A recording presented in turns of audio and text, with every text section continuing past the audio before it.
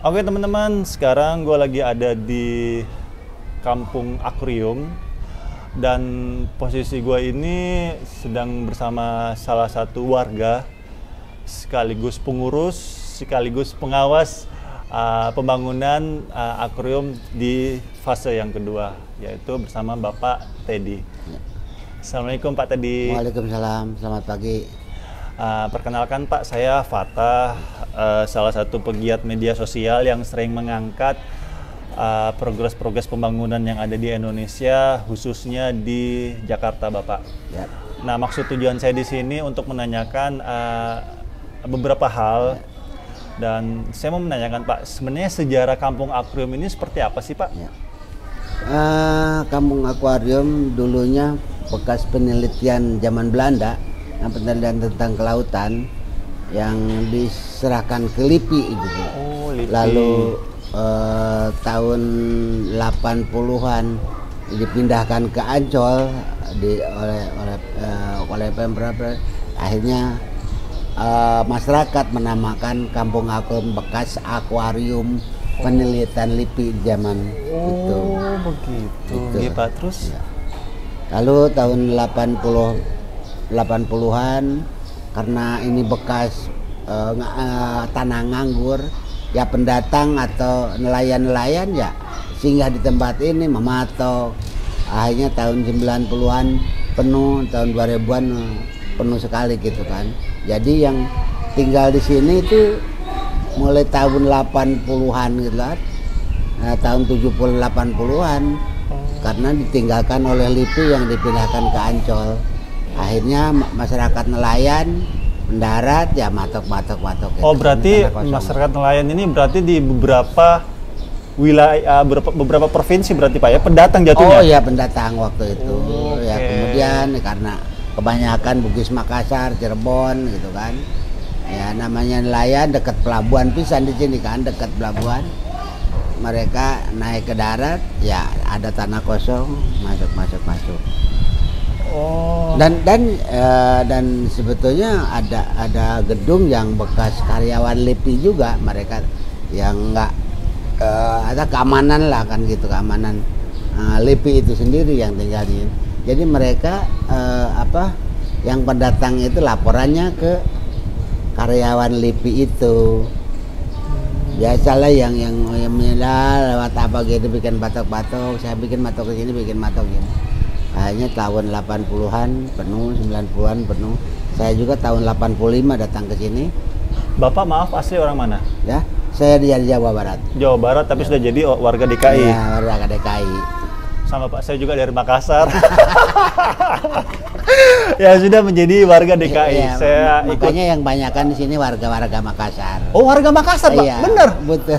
Masya Allah. Dan memang teman-teman, gue akuin warga Makassar itu dia itu pelaut memang. Gue akuin itu orang Makassar memang pelaut, emang dia senang untuk berpindah-pindah tempat. Iya. Oke, kita kembali ke tema ya Pak ya. Ya. Jadi, nah setelah proses itu kan terjadi penggusuran segala macam Ya. Pak. Minta tolong dong Pak, cerita Ya. penggusuran segala macam itu seperti apa sejarahnya? Penggusuran 2016. Berapa? 2000 berapa? 2016. 2016. Bulan April ya. 2016 penggusuran. Penggusuran ini tanpa sosialisasi yang normal dari pemerintahan, dari Pemprov terutama kan, bahwa hanya kamu tinggalkan akuarium untuk pindah ke rusun, ini tanah negara, tidak punya sertifikat, itu di mereka. Tapi mereka tidak ngasih tahu kami, diajak bicara taruhlah berkali-kali tidak dibicara, mau apakan tempat ini gitu kan. Hanya kosongkan tempat ini tanpa tanpa ganti rugi Rp1 pun.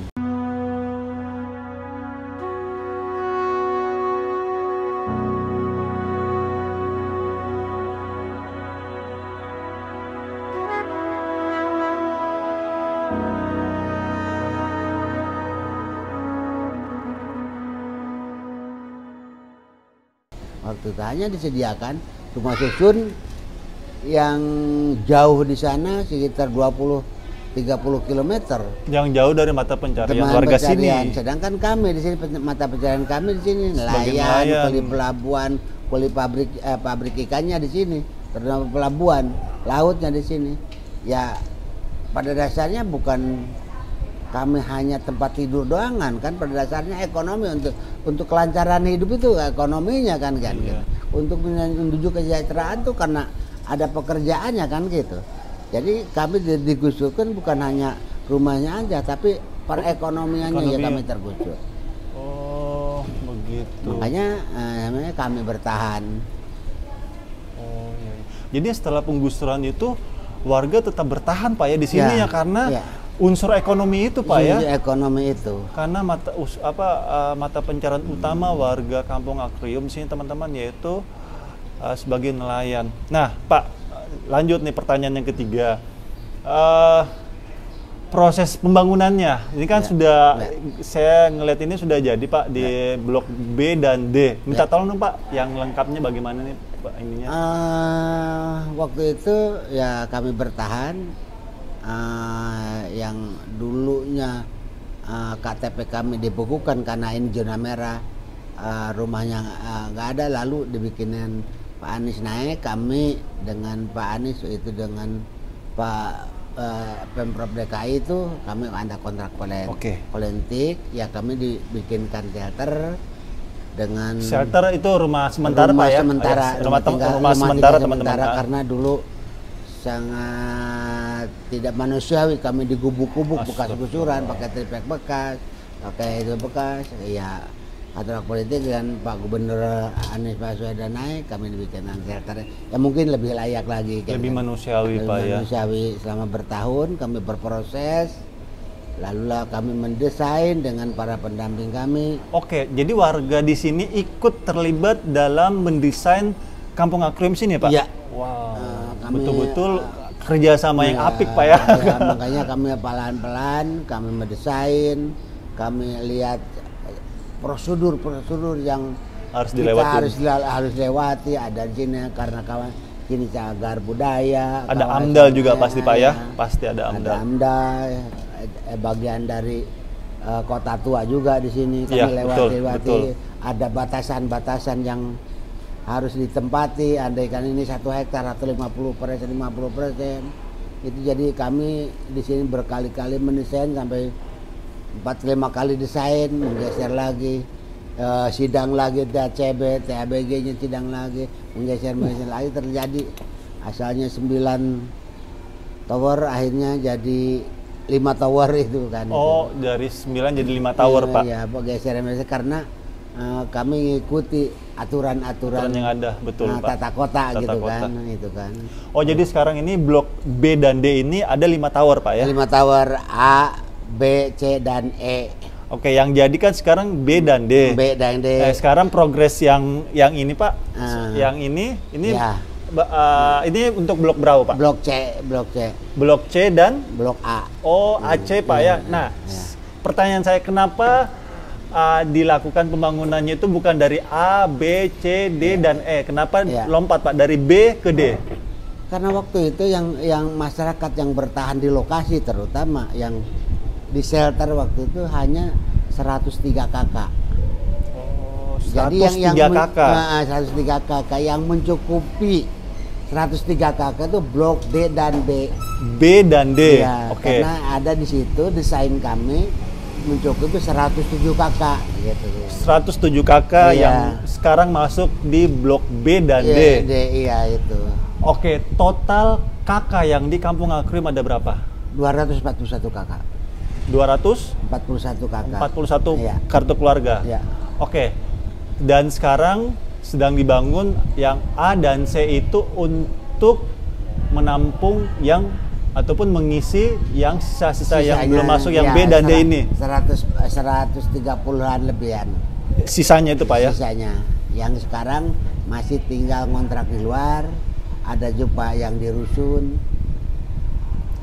Yang dulu yang baukit mengucur disediakan karena mereka tidak mampu bertahan di lapangan karena punya orang tua, punya bayi. Mereka anggaplah bertahan mereka di rusun sebagai shelter kami bertahan itu di rusun. Oke. Sisa sorry saya agak kepotong sedikit. Yang sisa kakak yang belum masuk ke sini tuh di mana sekarang Pak? Di shelter juga? Bukan, di rumah susun. Rumah kontrak susun di luar banyakan. Itu uang pribadi atau? Uang pribadi. Uang pribadi, oke. Uang pribadi mereka karena ekonomi dari sini dan sekarang mereka tidak mampu, dulunya digubuk-gubuk. Akhirnya mereka ngontrak. Jadi sebagian ya juga yang kerusun tidak mampu, mereka bertahan di gubuk-gubuk dengan fasilitas seadanya di triplek bekas, di tenda-tenda, begitu mereka akhirnya ngontrak karena dia bukan mana. Ada juga yang kemudian mereka ke rusun yang disediakan Pemprov waktu itu. Tapi mereka tetap ingin kembali kampung dengan semua masyarakatnya kan itu. Ya Allah ya Rabbi. Saya mempunyai pertanyaan, tapi jujur agak berat sebenarnya Pak saya menanyakan ini karena cukup sensitif. Pak, mohon maaf nih sebelumnya Pak. Sebenarnya warga Kampung Akrium ini punya KTP DKI nggak sih Pak? Punya, jawabannya begini. Kami waktu penggusuran bukan tidak punya surat-surat. Kami punya surat jual beli yang diketahui RT, RW sampai kelurahan. Kami punya PBB. PBB berarti BPN? Pajak, iya jelas. BPN masuk dong? Ya, iya. Wow. PBB waktu itu yang dinolkan karena kurang dari 1 miliar dinolkan akhirnya. Kan beberapa bulan sebelum pengusuran emang dinolkan. Berarti kami bukan tidak punya surat, tapi belum tuntas sampai sertifikat. Adapun waktu pemasangan PLN itu pakai PM1 pengganti sertifikat berarti kan? Betul Pak, PM1 betul. PM1 itu berarti pengganti sertifikat karena wajibnya pemasangan PLN itu karena punya sertifikat. Betul. Diganti oleh PM1 pengganti dari sertifikat itu. Berarti kami bukan ilegal, bukan ilegal atau tidak punya surat, belum tuntas sampai di sertifikat. Karena apa? Di tahun 96 pernah mengajukan skala bersama-sama, harganya tidak terjangkau oleh penghasilan kami. Itu aja Pak. Sebenarnya saya mau menanyakan alasan Pemprov DKI itu yang sebelumnya melakukan penggusuran di tempat ini. Info yang saya dapatkan dirapikan Pak, ditatai dirapikan ya.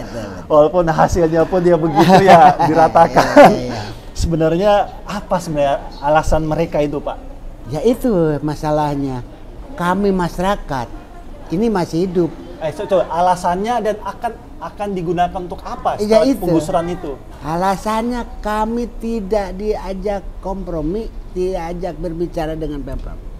Alasannya itu aja Pak? Alasannya. Jadi alasan penggusuran meskipun ada penggusuran itu berita di luar kan, kami tidak bisa bertanggung jawab untuk jawaban kami. Andaikan mau diapakan, mau diapain, kami tidak bertanggung jawab jawaban itu. Yang kami jawab itu, kami tidak diajak bicara. Kami tidak dikasih sosialisasi mau diapakan tempat ini. Oke, setelah penggusuran, info yang Bapak kan kalau ada penggusuran itu kan pasti ada, setelah itu kan pasti akan digunakan untuk apa. Nah, setelah penggusuran itu Pemprov DKI menjelaskan ke rakyat Akrium ini untuk apa setelah penggusuran itu? Nah, itu yang nggak kami dikasih tahu, hanya ini suratan peringatan, kosongkan tempat ini, lu pindah ke rusun. Setelah itu, setelah penggusuran tidak digunakan untuk apa? Kosong juga. Tidak ada ya sebelah aturan. Kata Pak Jokowi di Solo 60 kali pertemuan waktu ada penggusuran, beliau bawa dulu. Kok nggak dipergunakan sama kami di sini? Diajak bicara tokohnya atau RT-nya siapa? Diacara ini tempat ini mau digusur karena ini untuk ini jelas. Mungkin sekarang ada berita mau dibikin dirapikan, bikin pasar apa, bikin epetra apa, tapi kan berita di luar. Oke. Bukan berita ke kami yang masuk sebagai penghuni di sini. Ya berita-berita di luar ya kami menjawab media begini tidak bisa bertanggungjawabkan karena berita melayang-layang di luar. Tapi kalau kami diajak bicara langsung oleh Pemprov atau kelurahan atau camat, kami menjawab nih kata camat, tempat ini mau dibikin ini tidak ada. Oh gitu. Oke Pak, setelah proses ini nanti di tempat ini fasilitasnya apa aja? Listrik, Pamjaya,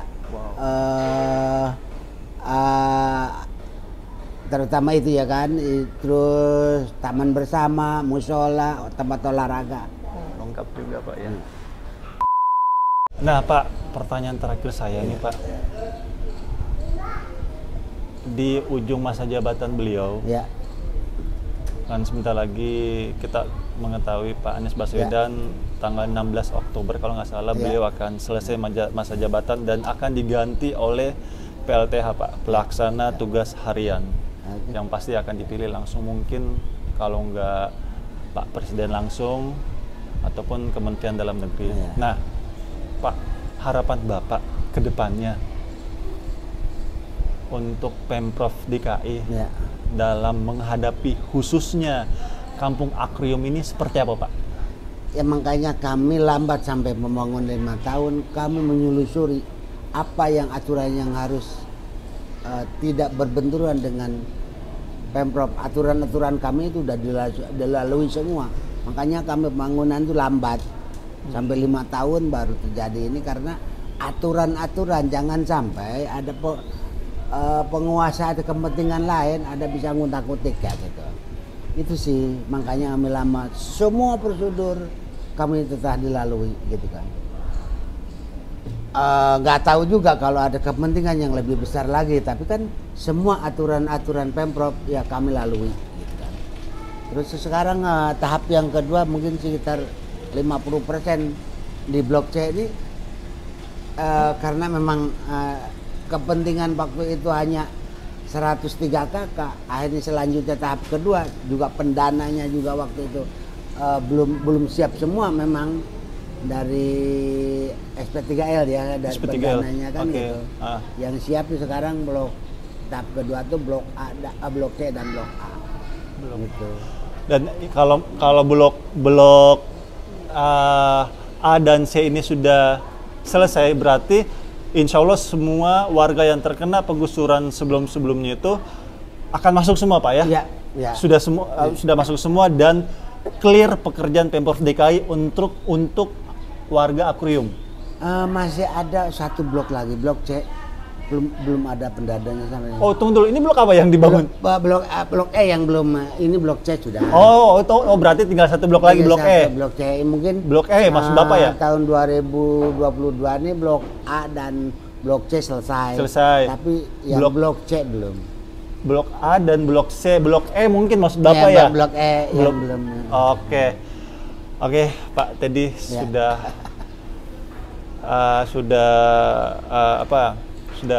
selesai wawancara kita dan saya berharap Pak Teddy, saya juga ikut merasakan Pak, saya juga warga pendatang di Jakarta ini yang sudah menjadi warga DKI. Saya ikut, kenapa saya jadi warga DKI? Karena dulu saya ikut Pekan Olahraga Nasional Bapak PON DKI tahun 2008 dan di Samarinda pada saat itu, dan alhamdulillah memang pada saat itu juga DKI Allah izinkan menjadi juara 1.